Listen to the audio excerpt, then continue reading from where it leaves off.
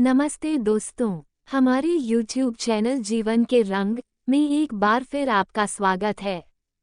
आज मैं आपको एक ऐसी सच्ची घटना सुनाने जा रही हूँ, जिसकी शुरुआत एक लड़की के गुप्त पत्र से हुई और जिसका अंत एक खौफनाक कत्ल में हुआ। ये कहानी है रिश्तों में उलझे धोखे की, एक बेटी की अनकही पुकार की और एक ऐसी साजिश की, जिसने एक हंसते खेलते परिवार को तबाह कर दिया। ये घटना उस दौर की सबसे चर्चित घटनाओं में से एक बन गई थी। आखिरकार ये पूरा माजरा क्या है? उस चिट्ठी के पीछे की कहानी क्या है कि कत्ल होने से एक साल पहले चिट्ठी लिख दी गई थी और फिर कत्ल हो जाता है। तो आइए आज इसी सच्ची कहानी के माध्यम से हम यही जानने और समझने की कोशिश करते हैं। आज की जो सच्ची घटना मैं आपको सुनाने जा रही हूँ, ये सच्ची घटना है राजस्थान प्रदेश के जिला बारा का एक गांव लगता है आकाखेड़ी। और बात कर रहा हूँ 26 मार्च 2021 की सुबह 7 बजे के आसपास की। राजू नाम का लड़का, जो इसी गांव का रहने वाला होता है, वह अपने चाचा के यहाँ पर दूध लेने के लिए जा रहा था। और जैसे ही उसने अपने चाचा का दरवाज़ा सुबह 7 बजे बजाना शुरू किया, खटखटाना शुरू किया, आहट करना शुरू किया, लेकिन वहां से कोई रिस्पांस नहीं आ रहा था। वह परेशान हो जाता है। कभी चाचा को आवाज लगाता है, तो कभी चाची को आवाज लगाता है, तो कभी अपने छोटे भाई और बहनों को आवाज लगाता है, लेकिन कोई रिस्पांस नहीं आ रहा था। काफी देर हो जाती है। उसके बाद उसे लगता है कि जो उसकी एक रोज की आदत थी, क्योंकि रोज दूध लेने के लिए उसे इस घर में आना ही होता है, अब इस घर के दरवाजे की खास बात यह है, अगर जोर से धक्का मार दिया जाए तो वो खुल जाता है।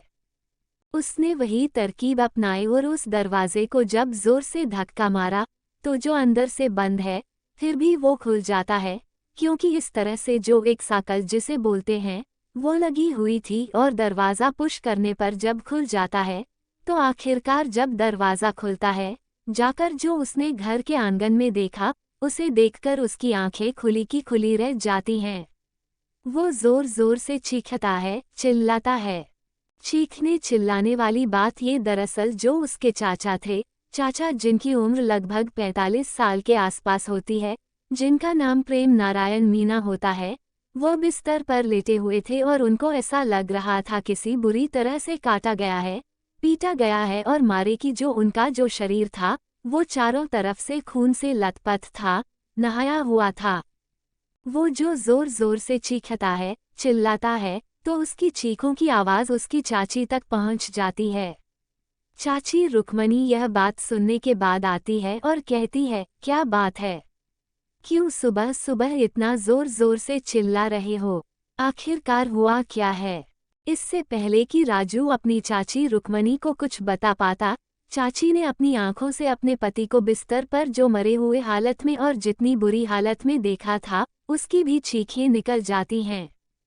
अब चाची भी और भतीजा भी जब जोर जोर से रो रहे थे, चीख रहे थे। जो 2 बच्चे हैं घर के, वो एक कमरे में हैं, लेकिन बाहर से कुंडी लगी हुई है। आखिरकार उस कुंडी को खोला जाता है। बच्चों ने पूछा कि आखिरकार हुआ क्या है?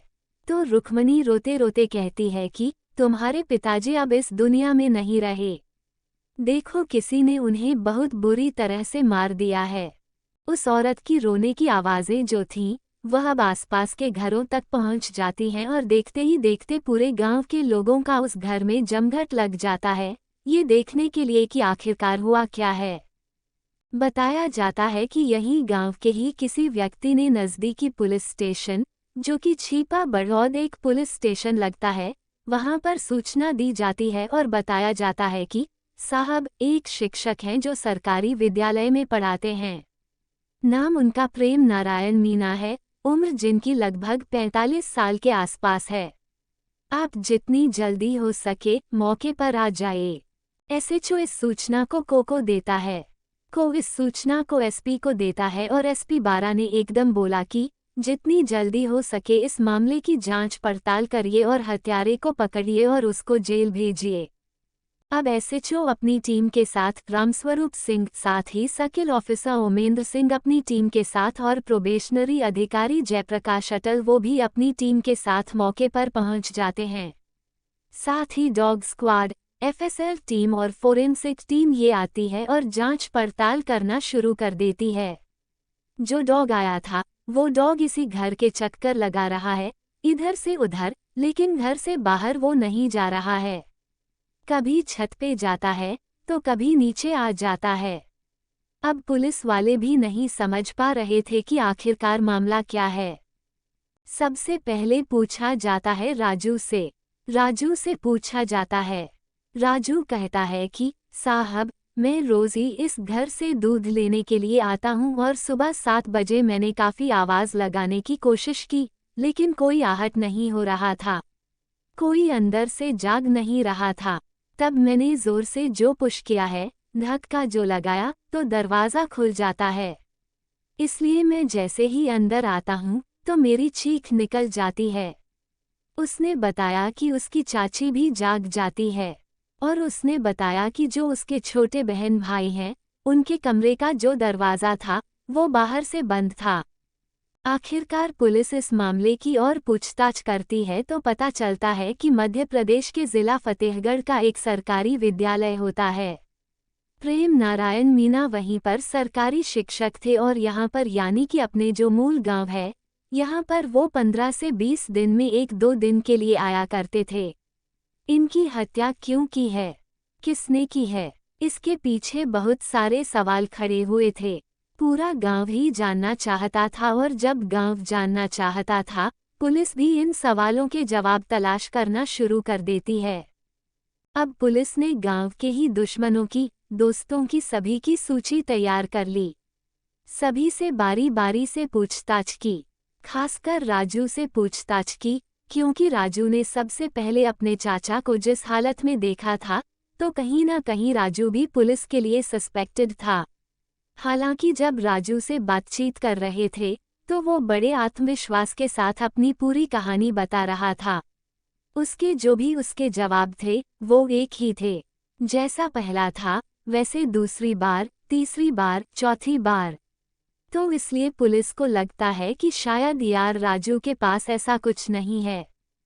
अब उसकी जो पत्नी थी रुक्मणी, उससे पूछा जाता है तो रुक्मणी भी एक तरह के जवाब दे रही थी। ऐसा भी नहीं लग रहा था कि कोई रुक्मणी किसी बात को छुपाने की कोशिश कर रही हो।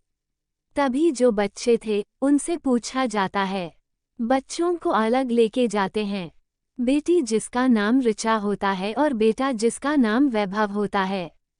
वैभव और ऋचा से जब पूछा जाता है तो वैभव और ऋचा ने बातचीत करना शुरू कर दिया और बातचीत करते करते रोते रहे अपने पिता को देखकर, क्योंकि इनके पिता तो मर चुके थे। इसके बाद जो बेटी होती है ऋचा, वह घर जाती है। अंदर कमरे में जाने के बाद और एक चिट्ठी लाकर दे देती है। जैसे ही चिट्ठी लाकर देती है तो उसके बाद फिर पुलिस पूछती है कि इस चिट्ठी में क्या लिखा हुआ है। वो कहती है कि ये चिट्ठी हमारी बड़ी वाली बहन ने शादी से 1-2 दिन पहले लिखी थी और हमने इस चिट्ठी को अपने पास छुपा के रख लिया था। पुलिस ने पूछा, ये बात कब की है? तो ये बात साल 2020 की थी। मर्डर 2021 में होता है। 1 साल इस बात को हो जाता है। आखिरकार पुलिस ने जब उस चिट्ठी को खोला, उस चिट्ठी को खोलने के बाद जब पता चलता है, तो पुलिस भी हैरान हो जाती है।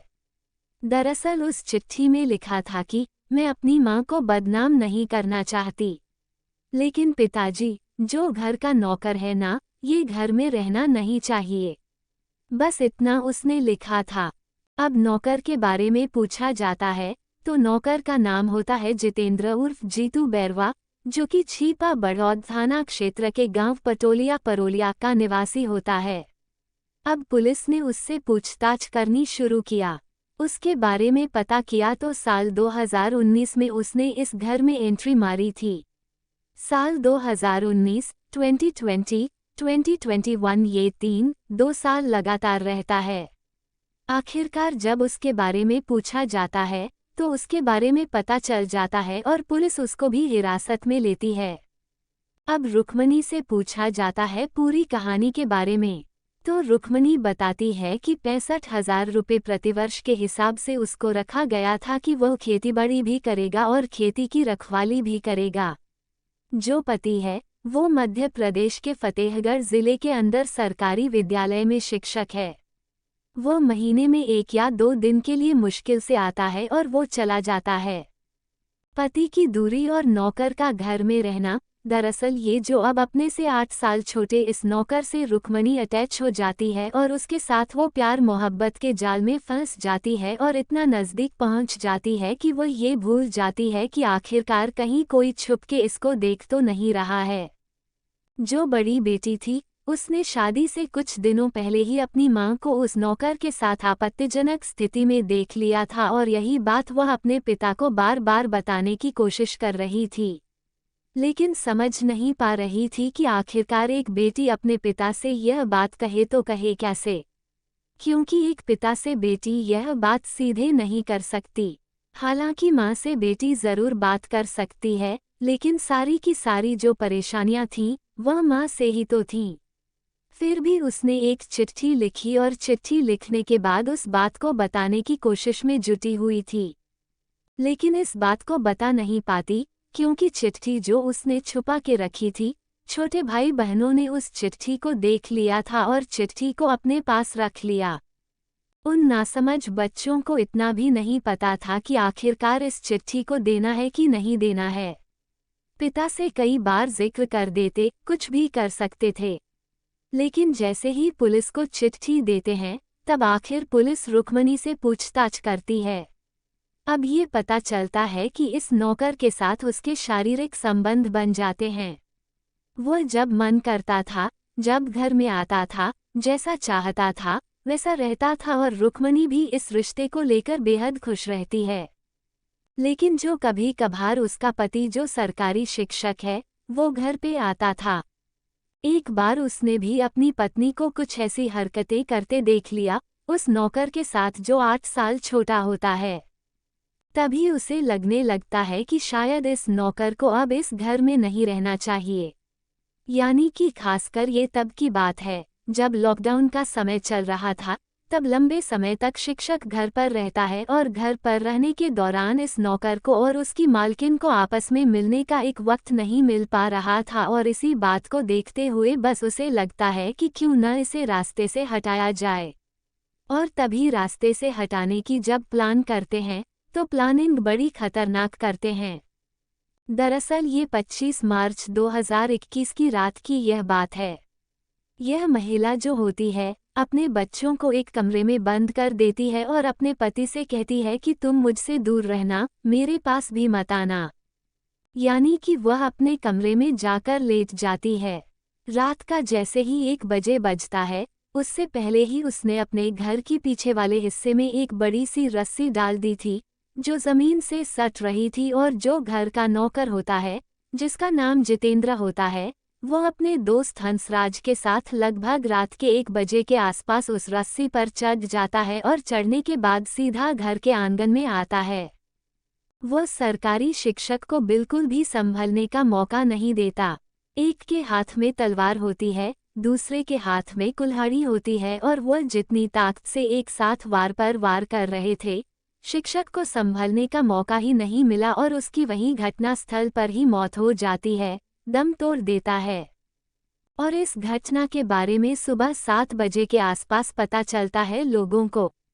जब सुबह 7 बजे के आसपास पता चलता है तब तक उसका जो ब्लड था वह पूरी तरह से जम चुका था।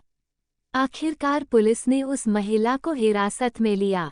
जो उसका प्रेमी था उसको भी हिरासत में लिया, साथ ही जो प्रेमी का दोस्त था उसको भी हिरासत में लिया और हिरासत में लेने के बाद उसको जेल भेज दिया।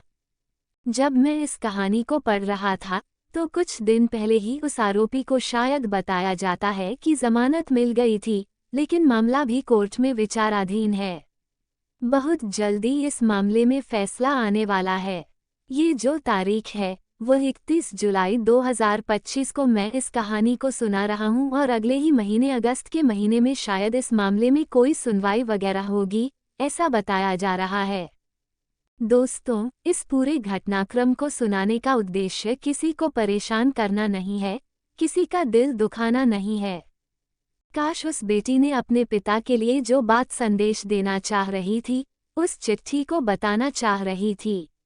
काश वो पहली चिट्ठी हाथ में लगी, तो वो दोबारा हिम्मत कर लेती। हिम्मत करने के बाद अपने पिता को बता देती, तो शायद उसका पिता बिल्कुल सतर्क हो जाता। अगर सतर्क हो जाता तो शायद उसको कभी मारा नहीं जाता। हो सकता है कि वह अपनी पत्नी से अलग हो जाता या उससे अलग होने का कोई ऑफर दे देता और दोनों बच्चों को अपने साथ लेकर मध्य प्रदेश के फतेहगढ़ में जाकर रहना सहना शुरू कर देता। अब फिलहाल जो उसके बच्चे हैं, ऋचा, और साथ ही जो उसकी बेटा है वैभव, उनकी परवरिश कैसे हो रही होगी, आप सहज ही अंदाज़ा लगा सकते हैं।